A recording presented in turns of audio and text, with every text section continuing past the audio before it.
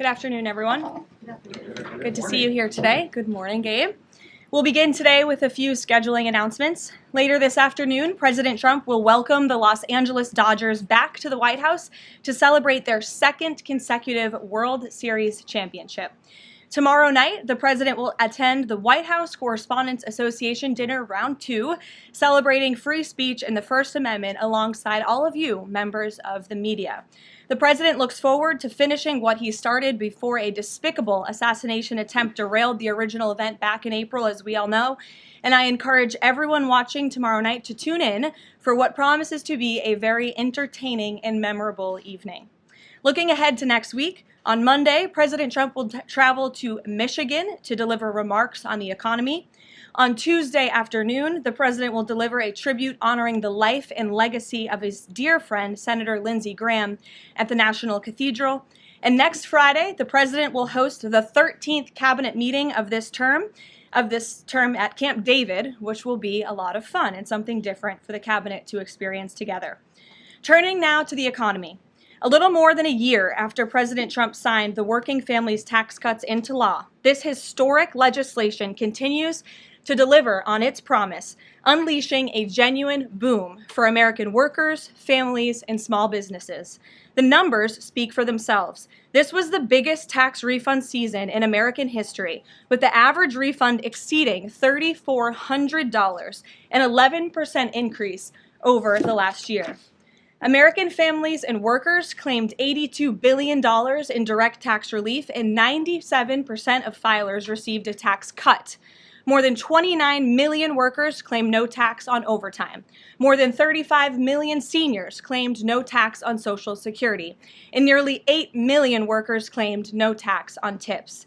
Thanks to the other pro-growth provisions in the Working Families Tax Cuts, like making the 20% small business tax deduction permanent and delivering 100% expensing for new factories, equipment, and research, the Trump administration is setting up American manufacturers and workers to thrive like never before. Just this week, the National Association of Manufacturers, which is the largest manufacturing association in the country, released a detailed report showing exactly how these tax cuts are driving investment, job creation, innovation, and long-term growth in all 50 states. In fact, I'd like to take a moment to highlight just a few of the real American businesses that this law is helping. Pivot Manufacturing in Arizona made the largest equipment purchase in company history after the Trump tax cuts gave them the long-term certainty to invest with confidence. Winton Machine Company in Georgia is on pace for the best year in its history. Ketchy Inc. in North Carolina was able to purchase new machinery and expand its workforce by 25%.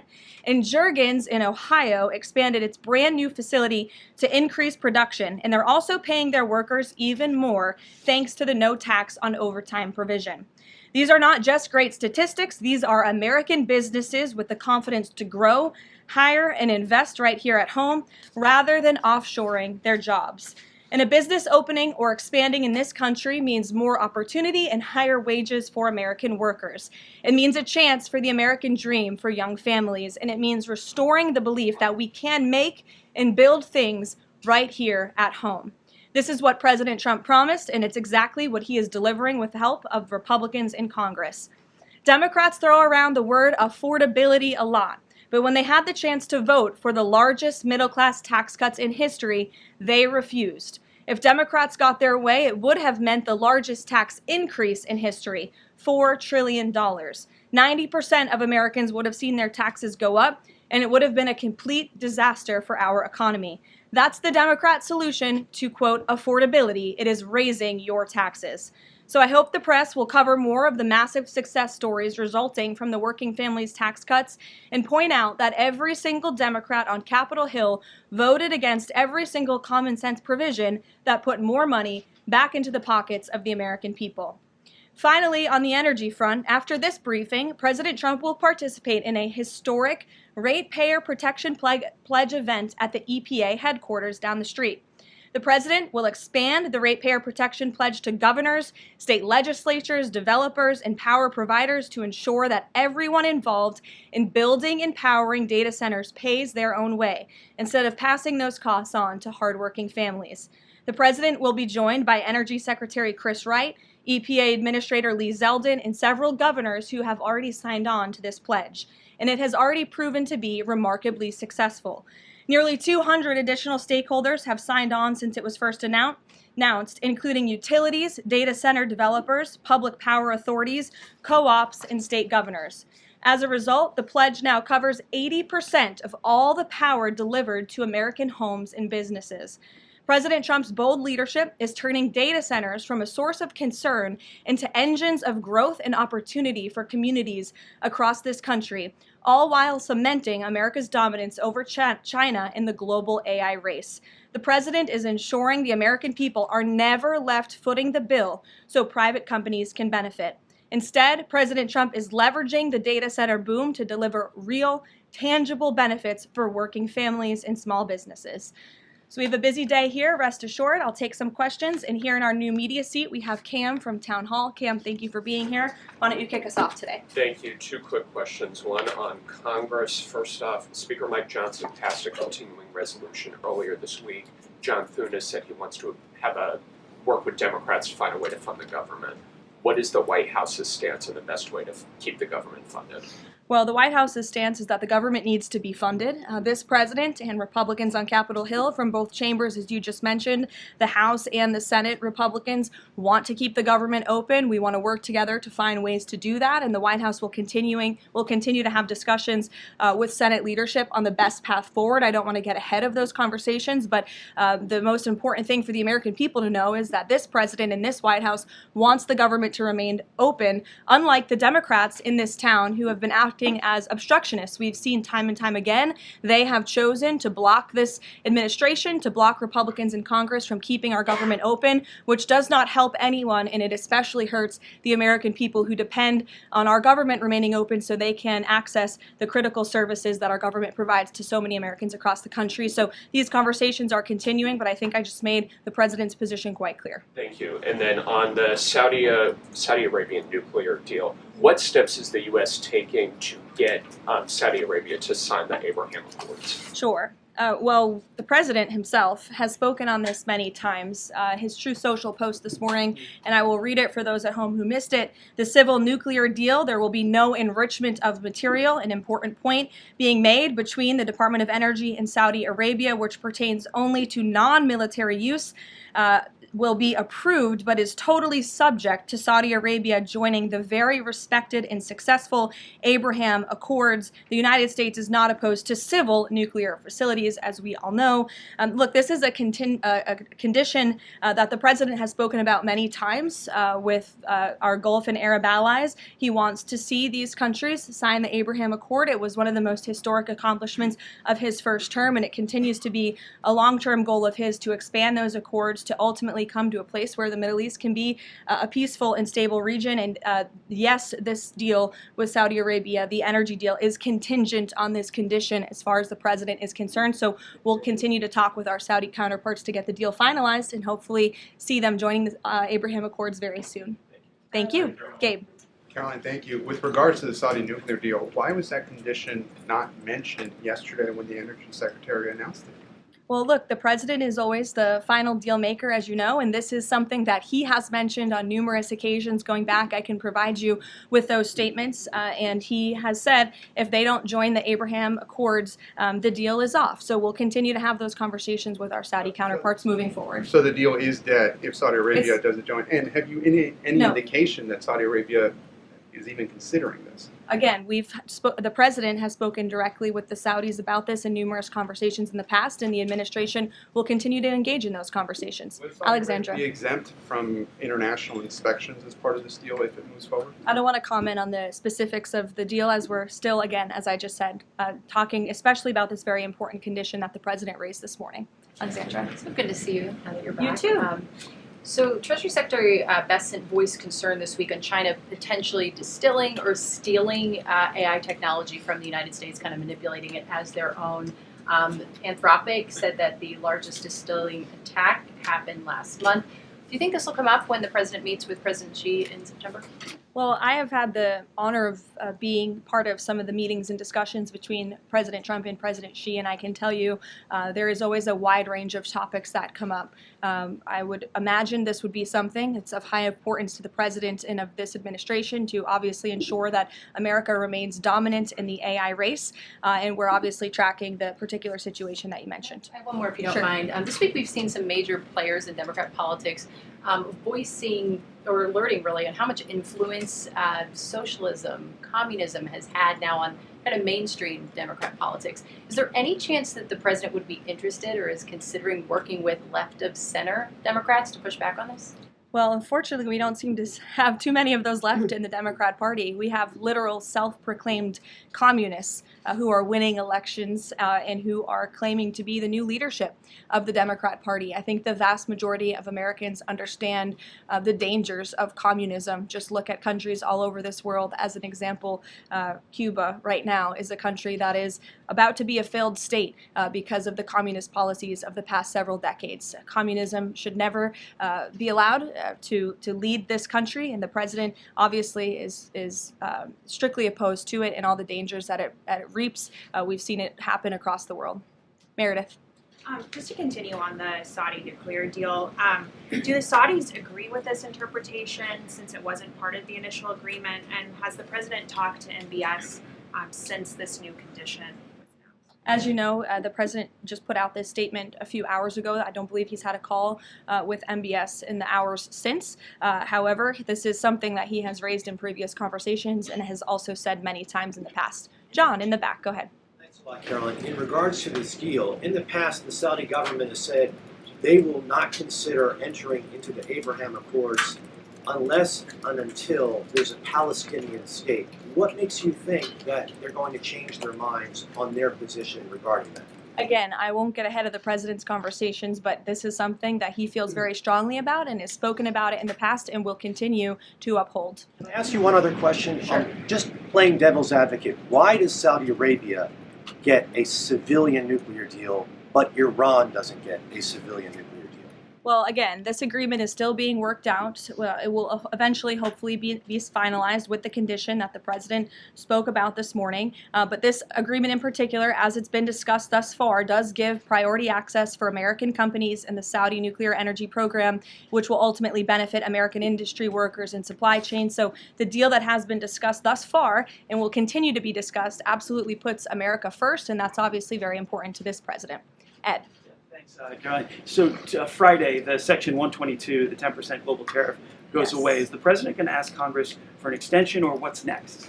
Well, I know the USTR, our great Jameson Greer, trade representative, will be having an announcement on that very soon, later today. I don't want to get ahead of him, so I would just tell you to stay tuned for more details. Okay, and then one more on the president's going to have some big utility companies at this event later on today.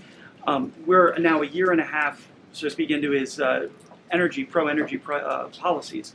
Is he going to pressure those executives to lower energy prices, not just maintain the prices? Well, look, as I mentioned earlier, the Ratepayer Protection Pledge is a novel idea drawn up by this president and his team to ensure that data centers in communities, where those communities want data centers, that these big CEOs and energy companies are picking up the tab for the energy costs in these communities, so the American taxpayer not being fronted with those bills. And the pledge today is being expanded to acknowledge all elements involved in building and operating data center, the governors who appoint the state regulators, who set the power prices, the utilities and the co-ops that sell the power, and in addition to the tech companies that have already signed the pledge. So you'll continue to hear more about that from the president in a few hours at 2:30 when he goes over to the EPA. Sophia. Have you spoken to the president about what he wants to do about Chinese AI models if they are found to have stolen American IP? Does he want to sanction them? Or what actions can be taken without undermining broader U.S.-China trade talks or cutting off American startups that are increasingly reliant on them? Sure. Well, I won't get ahead of the president on any potential actions, but obviously these conversations are taking place, and again, they're of the utmost importance, not just for our national security, but to ensure America remains dominant in this space. Stephen. Thank you, Caroline. Two questions. Has President Trump spoken with FIFA President Gianni Infantino about his interest in nominating him for UN Secretary General. And can you explain his interest there? And secondly, just a minor point of clarification on the Saudi nuclear deal. Did Prime Minister Netanyahu request this provision? Not to my knowledge, no. Again, as I told you, this was an idea the president has long had. It was the president and his team in the first term that began and signed the Abraham Accords with several countries in the region, between those countries and Israel. And the president obviously wants to expand on that historic accomplishment from his first term. To your first question about Gianni Infantino, I don't know if he and the president have discussed that. I haven't been present for all their conversations. I know they speak quite frequently, and the president has a lot of respect for Gianni and what he has done with FIFA. As we all just saw, the World Cup was a tremendous success here at home. It not only was hugely beneficial to our businesses and our local economies across the country, but I think it showed that America is the greatest country on earth, and the president is grateful to Gianni for all of the efforts that he had to make that dream a reality here in the United States. Danny. Thanks, Caroline.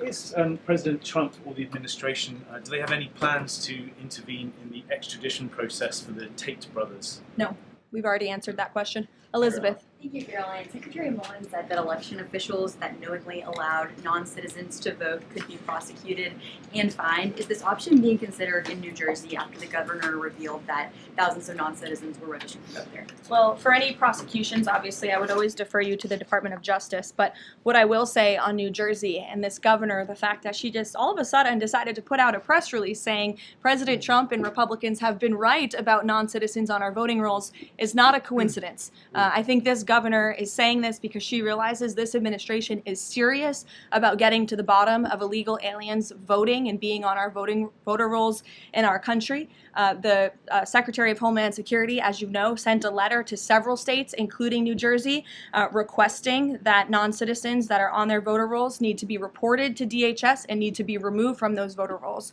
So that's why all of a sudden she is speaking truth about the fact that this does take place in states across the country. It is completely unacceptable to have non-citizens on American voter rolls voting in U.S. elections. And she says it's 6,600. We suspect it's a heck of a lot more, not just in New Jersey, but in states across the country. The president is hell-bent on getting to the bottom of this, and it's also why we need to pass the Save America Act to ensure that only U.S. citizens are voting in U.S. elections. And I understand the House had a great accomplishment yesterday with passing the budget resolution, which has as much of the Save America Act as possible, and we encourage the Senate to move forward with passing that resolution into law so the president can sign it into law by the August recess. It's of the utmost importance to this president, but also to the American people who support this bill overwhelmingly. Mary in the back. Thank you, Caroline. Two questions, one on Sophia Cunningham and then on self-driving cars. Sure. Sophia Cunningham in the WNBA has been attacked as a MAGA Barbie for saying it's common sense for men to not be in women's sports in locker rooms. Is the president following this story, and has he reached out to her? I don't believe he has reached out to her. I know he is following the story. As you know, this is something the president feels strongly about as well, and the American people do too, that men should not be playing in women's sports. It's completely ludicrous that anyone could support that. It's even more ludicrous that you do have Sophia Cunningham, a female athlete herself, very accomplished in her own right, coming forth and speaking that truth that men shouldn't play in women's sports. We want to protect women and girls, and the backlash she is receiving from Democrats and left-wing figures across the country is astonishing. They are clearly very out of touch with the American public on this issue, which again is an 80-20 issue. It's common sense. It's rooted in basic biological fact that men should not be competing against women on playing fields across the country. Thank you. And then really quick on Sure. self-driving cars. There's legislation right now to ban China's self-driving car technology from U.S. roads. Does the White House have a position on this? And broadly, how does the president feel about self-driving cars himself? Well, you know, the president did have a red Tesla here at the White House for quite some time, so he's a supporter of them. I know he's purchased some self-driving cars for his family members, his grandchildren, so I think he supports them and Americans who want to drive them. But with that said, I don't know about the specific legislation. I will check in with our Legislative Affairs Office and we'll get you a statement on that. Reagan. One question for you on Thune and then one on Darlene Graham. The president seemed yesterday frustrated with Leader Thune when he was speaking in Georgia. Is his patience running out with Leader Thune? And then The president recently endorsed Darlene Graham right after her appointment to Senate. What caused him to endorse her so quickly? The president met with Darlene and thought she will be a great representative for the great people of South Carolina and will carry on her brother's legacy of public service in that beautiful state. So the president is fully supportive of Darlene in her honorable decision to run and, again, to continue her brother's legacy. With respect to your first question on, remind me? And if his Yes. patience is running out. Look, the president spoke about this directly yesterday. His patience is running out. He wants to see as much of the Save America passed as possible by the August recess. He knows that's what the American people want to see passed. He was just traveling on the road yesterday, spoke about this, and there was a very loud applause from the people in the audience, the everyday Americans, because voter ID is common sense. They want proof of citizenship in our elections, and the president feels very strongly about that. And I would just add, the American people elected overwhelmingly Republicans to lead not just this White House, but also the House and the Senate. The House did its job. The Senate needs to do its job too. I know it's a brief briefing today, but you're going to hear from the president directly twice today at 2:30 and also at 4:30. And we will see you all tomorrow night at the Correspondents' Dinner. Thanks, guys.